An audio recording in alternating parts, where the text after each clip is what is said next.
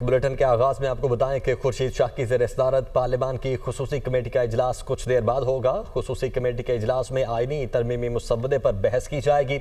گزشتہ روز حکومتی جماعتوں نے اپنا آئینی مسودہ اجلاس میں پیش کیا تھا۔ اجلاس میں مجوزہ آئینی ترمیم پر اتفاق رائے کے لیے تجاویز کا جائزہ لیا جائے گا۔ اسی پر بات کریں گے، یاسر ملک ہمارے ساتھ موجود ہیں۔ یاسر، آگاہ کیجیے گا، خصوصی کمیٹی کا اجلاس کب تک شروع ہوگا؟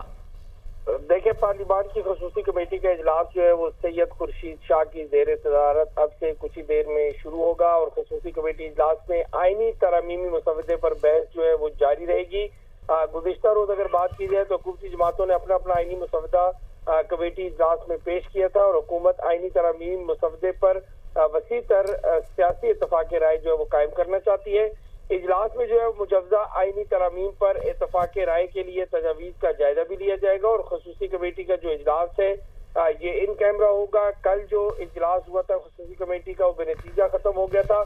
آج پھر جو ہے یہ خصوصی کمیٹی کا اجلاس ہوگا، اور اس میں دوبارہ سے آئینی ترامیم کا جو مسودہ ہے اس کے اوپر جو ہے وہ بحث جاری رہے گی۔ جی ٹھیک ہے، اچھا یاسر، یہ بتائے گا کہ کل کن نوٹس پر یہ اجلاس ختم ہوا تھا؟ کون کون سے پوائنٹس تھے جن پر ایگریمنٹ ہو سکا یا کن پر ڈس ایگریمنٹ رہا؟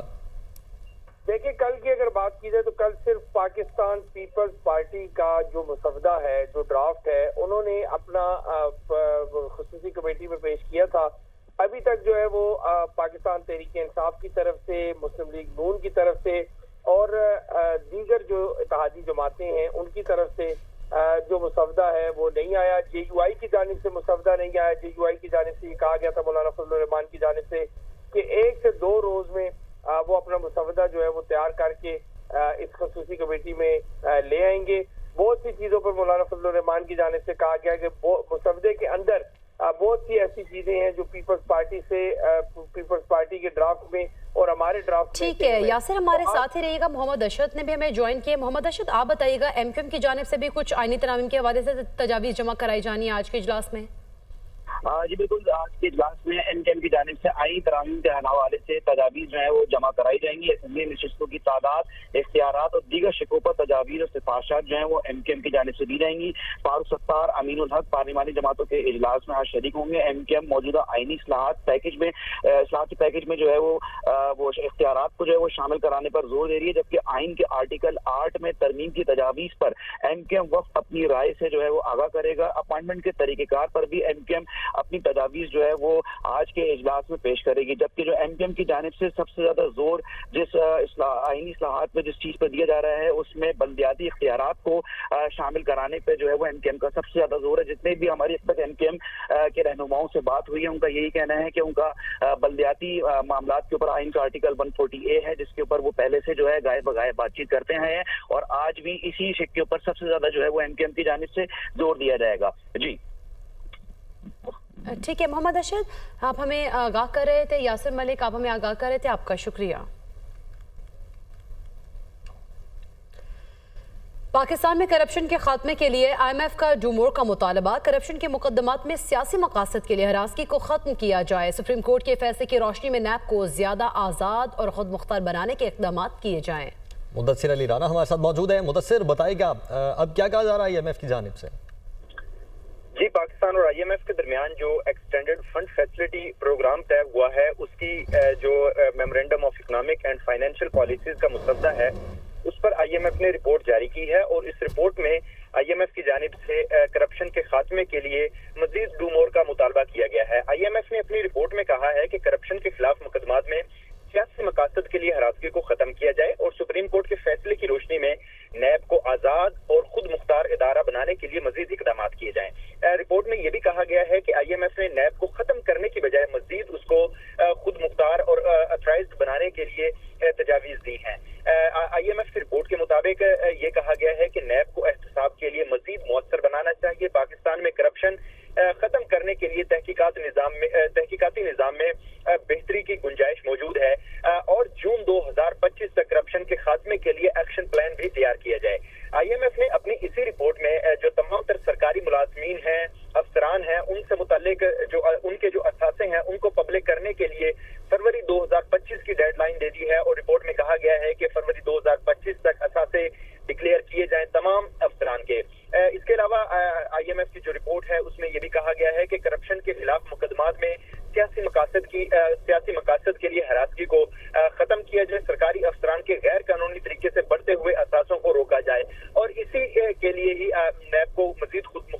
की IMF की जानिब से मुतालबा देखने में आया है।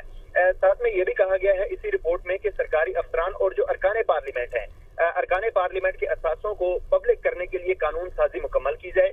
तमाम सरकारी अफसरान के असासे पब्लिक करने के लिए FBR को डिजिटाइज भी किया जाए। और साथ में IMF की रिपोर्ट में ये भी है कि ये तमाम डाटा FBR के पास मौजूद होना चाहिए ताकि FBR उसकी जांच पड़ताल के बाद उसके टैक्स कलेक्शन का हिसाब लगा सके। बहुत शुक्रिया मुदस्सिर आपका।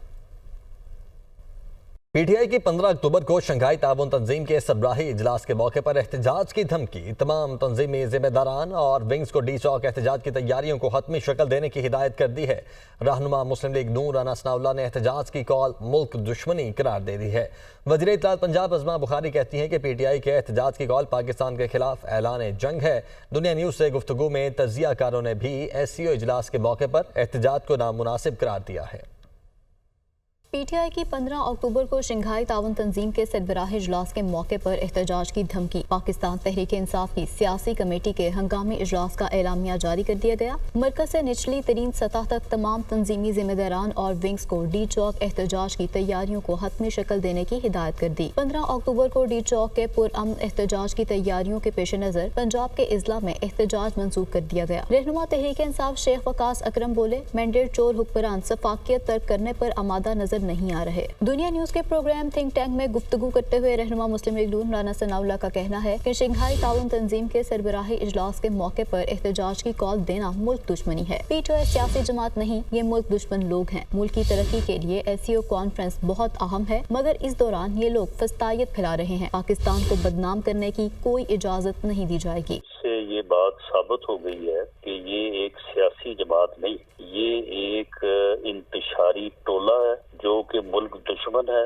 और मुल्क के मुफादात के खिलाफ इन्होंने हर मरहले पे काम किया है। इनका बदनुमा चेहरा जो है इस ऐलान से बेनकाब हो गया है और सुप्रीम कोर्ट के वो 8 जजेस जिन्होंने इनके मुतल्लिक कहा था कि ये एक सियासी जमात है, ये उस फैसले के मुंह के ऊपर तमाचा है। दुनिया न्यूज़ से गुफ्तगू में वज़ीर इत्तलात पंजाब अज़मा बुखारी का कहना था कि वज़ीर आज़म और एस्टेब्लिशमेंट की कोशिशों से 12 मुल्कों के वफूद पाकिस्तान आ रहे हैं। इन 12 ममालिक का मीडिया भी अपने अपने वफूद के साथ पाकिस्तान आएगा। PTI का एहतजाज के लिए 15 तारीख का इंतखाब करना रियासत पाकिस्तान के खिलाफ ऐलान जंग है। 12 ममालिक जो है उनके वफूद पाकिस्तान आ रहे हैं, उनका मीडिया साथ आएगा और एग्जैक्टली 15 और 16 की तारीख जो है उसको चूज करना ऐलान जंग है। और ऐलान जंग है पाकिस्तान के अवाम की खुशहाली के खिलाफ, ऐलान जंग है पाकिस्तान की रियासत की स्टेबिलिटी के खिलाफ, ऐलान जंग है पाकिस्तान को की तरक्की को रोकने के। मुस्लिम लीग नून के रहनुमा तलाल चौधरी बोले, PTI अब खुलकर सामने आ गई है। SCO कॉन्फ्रेंस पाकिस्तान के लिए है, ये पाकिस्तान की जरूरत है। कोई पाकिस्तानी SCO कॉन्फ्रेंस पर एहतजाज के लिए नहीं निकलेगा। इस मौके पर एहतजाज का ऐलान करके पाकिस्तान को ब्लैकमेल किया जा रहा है। ये कॉन्फ्रेंस पाकिस्तान की कॉन्फ्रेंस है, ये पाकिस्तान के लिए लाजमी है। पाकिस्तान में कई दहाइयों बाद इस तरह की बड़ी कॉन्फ्रेंस, इंटरनेशनल कॉन्फ्रेंस हो रही है जिसकी पाकिस्तान को अशद जरूरत है, जिससे पाकिस्तान के गरीब आदमी का चूल्हा चलेगा, जिससे पाकिस्तान में इकोनॉमी, पाकिस्तान के तल्लक दुनिया से बहाल होगा। और इस मौके पर जब ये पाकिस्तान के लिए लाइफलाइन है, उस मौके पर ये सारा कुछ होना, ये तो बड़ा क्लियरली रियासत को ब्लैकमेल करने वाली बात है। दुनिया न्यूज़ के प्रोग्राम थिंक टैंक में गुफ्तगू के दौरान तजियाकारों का कहना था कि ऐसे मौके पर तहरीक इंसाफ को एहतजाज करने की जरूरत नहीं, ये मौका मुनासिब नहीं और ये इनके अपने मुफाद में भी नहीं जाता। यकीन नहीं आता मुल्क की इतनी बड़ी सियासी जमात ऐसा फैसला कर सकती है। मैं समझता हूँ कि जरूरत नहीं है तहरीक इंसाफ को, इंतजार कर सकती है। अगर तड़प रहे हैं कि कभी तहरीक को जारी रखना चाहिए तो ये मौका, महल, जगह मुनासिब नहीं है उनके लिए और ये उनके अपने मफाद में नहीं जाता। वहम गुमान में भी नहीं है कि कोई पॉलिटिकल पार्टी जो मुल्क की सबसे बड़ी पॉलिटिकल पार्टी हो वो ऐसा कर सकती है, ऐसा सोच सकती है या ऐसा करने जा रही है। बिल्कुल तवक्को से बाहर। तजियाकारों का कहना था कि पाकिस्तान में संजीदा तबकात भी हैं, जरूरी नहीं वो सब PTI के हिमायती हों। तहरीक इंसाफ के एहतजाज ने पहले भी इस्लामाबाद के शहरियों को बहुत अजियत दी थी। तहरीक इंसाफ का SCO इजलास के दौरान एहतजाज करना मुनासिब नहीं। आगे बढ़ते हैं। आइंदा हफ्ते सुप्रीम कोर्ट में प्रिंसिपल सीट पर 4 जजेस बेंच मुकदमात की समाअत करेंगे। प्रिंसिपल सीट इस्लामाबाद के लिए आइंदा हफ्ते की कॉज लिस्ट और जजेस रोस्टर जारी कर दिया गया है। बेंच 1 चीफ जस्टिस काजी फायजीसा, जस्टिस नईम अख्तर अफगान और जस्टिस शाहिद बिलाल पर मुश्तमिल होगा। बेंच 2 में जस्टिस मंसूर अली शाह, जस्टिस आयशा ए मलिक और जस्टिस अतर मिनल्लाह शामिल होंगे। जबकि बेंच 3 जस्टिस अमीनुद्दीन खान और जस्टिस शाहिद वहीद पर मुश्तमिल होगा और बेंच 4 में जस्टिस जमाल मंदोखेर, जस्टिस यहिया अफरीदी और जस्टिस शहजाद मलिक शामिल होंगे। NA 252 से JUI उम्मीदवार अब्दुल हमीद लोनी की अपील पर समाअत जुमेरात को होगी।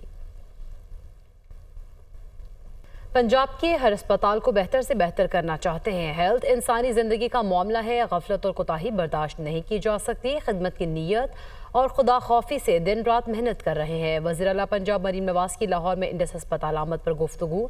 कहा, कुर्सी जिम्मेदारियों का बोझ है, एक अच्छे फैसले से करोड़ों जिंदगियों में बेहतरी आ रही है। वज़ीर आला पंजाब मरीम नवाज ने इंडस अस्पताल जुबली टाउन के न्यू एमरजेंसी ब्लॉक का इफ्तिताह किया और मुख्तलिफ शोबों का दौरा भी किया। कहा, इंडस अस्पताल के सिस्टम और तजुर्बात से इस्तेफादा करके हेल्थ सिस्टम को बेहतर बनाएंगे। एयर एम्बुलेंस सर्विस की वजह से रोज़ाना कीमती जान बचाने में काबिल कदर कामयाबी हासिल कर रहे हैं। इंडस अस्पताल में खातून की पुलिस के खिलाफ दुहाई, पुलिस अफसरान की जानिब से दादरसी न करने की शिकायत। वज़ीर आला मरीम नवाज ने DIG इन्वेस्टिगेशन को मौके पर तलब कर लिया। शिकायत का फौरी इजाला करके रिपोर्ट पेश करने का हुक्म भी दिया है। और नाज़िन, मुल्क भर में आटे की कीमत में इजाफा। 20 किलो आटे के थैले की एक्स मिल कीमत 1740 रुपये, परचून 1770 रुपये मुकर्रर। लाहौर में गंदम की कीमत 3000, रावलपिंडी में 3200 रुपये मन हो गई। मजीद जानेंगे लाहौर से चीफ रिपोर्टर इमरान मलिक से। इमरान मलिक, आगाह कीजिएगा।